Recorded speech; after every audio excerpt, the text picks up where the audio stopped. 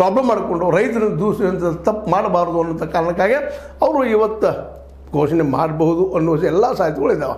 ಘೋಷಣೆ ಮಾಡಿದರೆ ಮತ್ತೊಮ್ಮೆ ಈ ಒಂದು ವಿಷಯದಲ್ಲಿ ಬಿ ಜೆ ಪಿಗಿಂತ ಒಂದಿಷ್ಟು ಮುಂದಿದ್ದಾರೆ, ಮೋದಿಯವ್ರಿಗಿಂತಲೂ ಉತ್ತಮ ನಾಯಕರು ಅನ್ನೋದನ್ನು ತೋರಿಸ್ಬಿಟ್ಟಂಗೆ ಆಗ್ತದೆ ಅನ್ನೋದು ಈ ಸಂದರ್ಭದಲ್ಲಿ ನಾವೆಲ್ಲ ಗಮನಿಸಬೇಕಾಗಿದೆ. ಆ ಎಲ್ಲ ನೆಲೆಗಟ್ಟಲೆ ಇವಾಗ ಶಿವಾನಂದ ನಮ್ಮ ಪಾಟೀಲರು ಬೆಳಗಾವಿಯಲ್ಲಿ ಬಂದಿದ್ದಾರೆ, ಮೀಟಿಂಗ್ ಇಷ್ಟೊಂದು ನಡೀತಾ ಇರ್ಬೋದು. ಅದೇನು ಡೆವಲಪ್ ಆಗ್ತದೆ ನಿಮಗೆ ಅದು ತಿಳಿಸೋ ಪ್ರಯತ್ನ ನಾವು ಮಾಡ್ತಾ ಇರ್ತೀವಿ.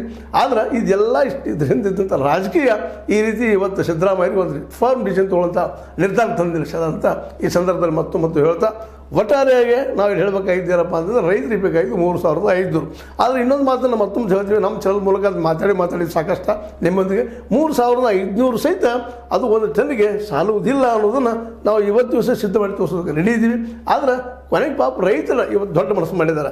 ಸಾಕ್ರಿ ನಮಗೆ 3,500 we are happy to live with that ಅಂತೇಳಿ ನಿಜವಾಗಿಯೂ ಅವ್ರು ಧಾರಾದರಕ್ಕೆ ಹೆಚ್ಚು ಹೇಳಬೇಕಾಗ್ಯದ. ಪ್ರತಿ ಟನ್ನಿಗೂ ಇವತ್ತು ಯಾವ್ದಾದ್ರು ಸಹಿತ ಅವರು 1,000ರಿಂದ 1,500 ರೂಪಾಯಿಗಳನ್ನು ಲಾಸ್ ಮಾಡ್ಕೊಳ್ತಾ ಇದ್ದಾರೆ ಅನ್ನೋದನ್ನು ನಾವು ಘಂಟಾಘೋಷವಾಗಿ ಈ ಸಂದರ್ಭದಲ್ಲಿ ಹೇಳಲಿಕ್ಕೆ ಪ್ರಯತ್ನ ಹೇಳ್ತೀವಿ. ಯಾಕೆಂದರೆ ಇವತ್ತಿನ ಆಳಿನ ಪಗಾರ ಆಗಿರ್ಬೋದು, ಇವತ್ತಿನ ಗಳೆ ಖರ್ಚಾಗಿರ್ಬೋದು, ಇವತ್ತು ಗೊಬ್ಬರದ ಖರ್ಚಾಗಿರ್ಬೋದು, ಸಗಣಿ ಗೊಬ್ಬರ ಖರ್ಚಾಗಿರ್ಬೋದು, ರಾಸಾಯನಿಕ ಗೊಬ್ಬರದ ಖರ್ಚಾಗಿರ್ಬೋದು, ಆ ಸಮಯದ ಖರ್ಚಾಗಿರ್ಬೋದು, ಒಂದು ವರ್ಷ ನಿರಂತರ ತೊಗೊಂಡು ಒಂದು ನೀರು ಹಾಸುವ ಖರ್ಚಾಗಿರ್ಬೋದು, ಆಳು ಹೋಳಿನ ಖರ್ಚಾಗಿರ್ಬೋದು, 1 ಎಕರೆಗೆ